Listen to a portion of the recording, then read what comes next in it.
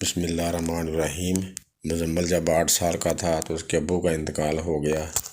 بوڑھی ماں اور ایک چھوٹی بہن کی ذمہ داری اس کے کندھوں پر آ گئی۔ اس کا کوئی قریبی رشتہ دار بھی نہیں تھا جو ان کی کفالت کر سکے۔ اسی وجہ سے مزمل نے اپنی تعلیم ادھوری چھوڑ دی اور چھوٹی سی عمر میں محنت مزدوری کر کے اپنے گھر کا خرچ چلانے لگا۔ مزمل ایک نہایت شریف اور نیک لڑکا تھا۔ وہ ہر مشکل وقت میں اپنے پڑوسیوں کے کام آتا، گھر میں اپنی بوڑھی ماں کی خدمت کرتا رہتا تھا۔ دوسری طرف وہ اپنی تعلیم چھوٹ جانے کی وجہ سے بہت افسردہ اور حالات کے آگے مجبور تھا۔ پھر بھی وہ ہر وقت صبر و شکر سے کام لیتا تھا۔ ایسے سخت اور کٹھن حالات میں بھی وہ خدا کی رحمت سے مایوس نہیں تھا۔ اسے امید تھی کہ ایک دن خدا کے فضل و کرم سے ان کے حالات ضرور بدلیں گے۔ مزمل نے محنت میں کبھی ہار محسوس نہیں کی۔ یہی وجہ تھی کہ وہ چھوٹا بڑا کام نہایت خوشی سے کر لیتا تھا۔ وہ صبح سویرے پالش کا چھوٹا سا بکس اٹھائے شہر کے مشہور چوک میں جاتا اور پورا دن لوگوں کے بوٹ پالش کرتا۔ اسی طرح وہ اتنے پیسے کما لیتا تھا جس سے اس کے گھر کا خرچ پورا ہو جاتا تھا۔ شام کو جب وہ تھکا ہارا واپس آتا تھا تب وہ اپنی ماں کی دعائیں لیتا جس سے اس کی پورے دن کی تھکن دور ہو جاتی تھی اور روکھی سوکھی کھا کر خدا کا شکر ادا کرتا۔ غربت کے باوجود مزمل اپنی حیثیت کے مطابق غریب اور ندار لوگوں کی مدد کرتا رہتا تھا۔ آج مزمل کے پاس گاہکوں کا بہت رش تھا کہ اچانک ایک کار اس کے پاس آ کر رکی۔ ایک سیٹھ کار میں سے اترا اور سیدھا مزمل کے پاس آیا۔ لڑکے جلدی سے میرے بوٹ پالش کر دو۔ مزمل نے جلدی اس کے بوٹ چمکا دیے تو سیٹھ نے بٹوے میں سے رقم نکال کر مزمل کو ہاتھ میں دینے کی بجائے نیچے زمین پر پھینک دی اور بڑے غرور سے بولا، لڑکے اٹھاؤ اپنی مزدوری۔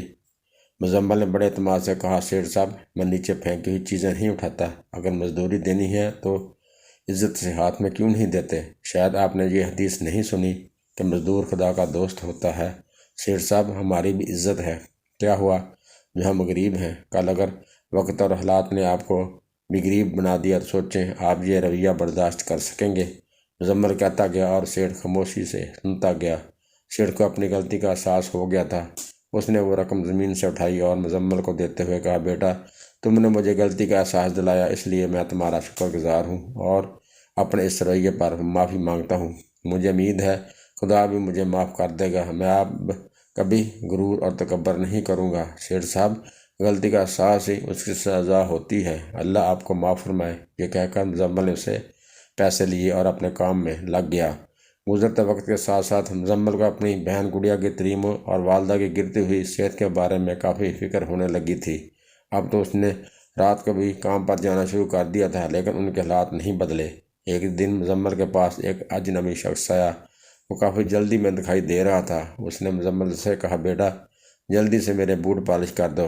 مزمل نے بھی دیر نہیں لگائی اور جلدی سے بوٹ پالش کر کے اس کو دے دیے۔ اس اجنبی نے جب اپنی جیب میں ہاتھ ڈالا تو صرف کریڈٹ کارڈ نکلا، نوٹ بھی 1500 روپے کے تھے۔ بیٹا اس وقت تو میرے پاس چھوٹے نوٹ نہیں ہیں اور میں جلدی میں ہوں، تم ایسا کرو یہ پرانا پرائز بانڈ رکھ لو، میری تو قسمت میں شاید انعام نہیں، البتہ اگر تمہارا نصیب اچھا ہوا تو یہ ضرور نکلے گا۔ اس اجنبی شخص نے جب وہ نامی پرائز بانڈ مزمل کے حوالے کرنا چاہا تو مزمل نے وہ لینے سے انکار کرتے ہوئے کہا، کوئی بات نہیں صاحب جی، آپ اگلی مرتبہ پیسے دے دیجیے گا۔ وہ اپنے اجنبی بولا، بیٹا میں اس شہر میں اجنبی ہوں اور اپنا ضروری کام نپٹا کے واپس اپنے شہر چلا جاؤں گا، اس لیے یہ نامی بانڈ میں اپنی رضامندی سے آپ کو دے رہا ہوں، آپ اسے میری طرف سے تحفہ سمجھ کر رکھ لو۔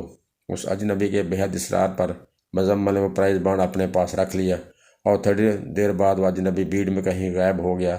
وقت تیزی سے گزرتا گیا۔ ایک دن مزمل حسب معمول اپنے کام میں مصروف تھا۔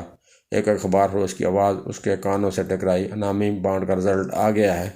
تب مزمل کو خیال آیا کہ اس کے پاس بھی تو ایک انعامی بانڈ پڑا ہے۔ اس نے وہ انعامی بانڈ اپنے پالش والے بکس سے نکالا اور اخبار فروش سے کہا، بھائی مہربانی کر کے یہ میرا نمبر چیک کر دو۔ اخبار فروش نے اس انعامی بانڈ لیا اور اس کا نمبر اخبار میں تلاش کرنے لگا اور پھر زور سے چلایا، مبارک ہو مبارک ہو، تمہارا 50 لاکھ روپے کا انعام نکلا ہے۔ یہ سنتے ہی مزمل کا چہرہ خوشی سے کھل اٹھا۔ اس نے خدا کا شکر ادا کیا۔ وہ سیدھا اپنے گھر آ گیا۔ جب اپنی امی اور بہن کو یہ خوشخبری سنائی تو وہ بھی بہت خوش ہوئی۔ آج مزمل کا شمار شہر کے چند مالدار لوگوں میں ہوتا ہے۔ اس نے جوتے بنانے کی فیکٹری قائم کر لی تھی جہاں سے پورے ملک میں مال بھیجا جاتا ہے۔ اس کی والدہ کا علاج شہر کے بڑے ہسپتال میں ہو رہا تھا۔ اس کی بہن گڑیا اعلیٰ تعلیم حاصل کر کے ایک فلاحی ہسپتال میں بطور ڈاکٹر کام کر رہی تھی۔ مزمل نے بھی گریجویشن کر لیا تھا۔ گاڑی بنگلہ نوکر چاکر غرض خدا نے اسے ہر نعمت سے نوازا تھا۔ مزمل نے شادی بھی کر لی تھی۔ اب وہ اپنی زندگی فلاحی کاموں کے لیے وقف کر رکھی تھی۔ اس نے یتیم اور غریب بچوں کے لیے اسکول اور ہاسپٹل بھی کھول رکھے تھے جہاں انہیں مفت تعلیم و تربیت کے ساتھ ساتھ رہنے کی جگہ بھی دی جاتی تھی۔ اتنی ساری دولت کے باوجود مزمل اپنا پرانا وقت کبھی نہیں بھولا تھا۔ رات کو روزانہ اپنا پرانا پالش والا باکس کھول کے دیکھتا تھا جو ابھی تک اس نے سنبھال کر رکھا ہوا تھا، پھر کسی سوچ میں ڈوب جاتا تھا اور آبدیدہ ہو کر خدا کا شکر ادا کرتا تھا۔ ایک دن اس کی بیوی نے پوچھ ہی لیا تو اس نے جواب دیا، بیگم، انسان کو اپنی صحت کبھی نہیں بھولنی چاہیے۔ میں اس پالش کے باکس میں اپنی غربت یاد کرتا ہوں تاکہ دولت کے نشے میں کہیں مغرور نہ ہو جاؤں۔ اس طرح مجھے سکون ملتا ہے اور میں اپنے خدا کا شکر ادا کرتا ہوں۔ دوستو، یہ تھی ہماری آج کی ویڈیو۔ امید ہے آپ کو پسند آئی گی۔ اگلی ویڈیو میں آپ سے پھر ملاقات ہوگی، تب تک اجازت دیجیے۔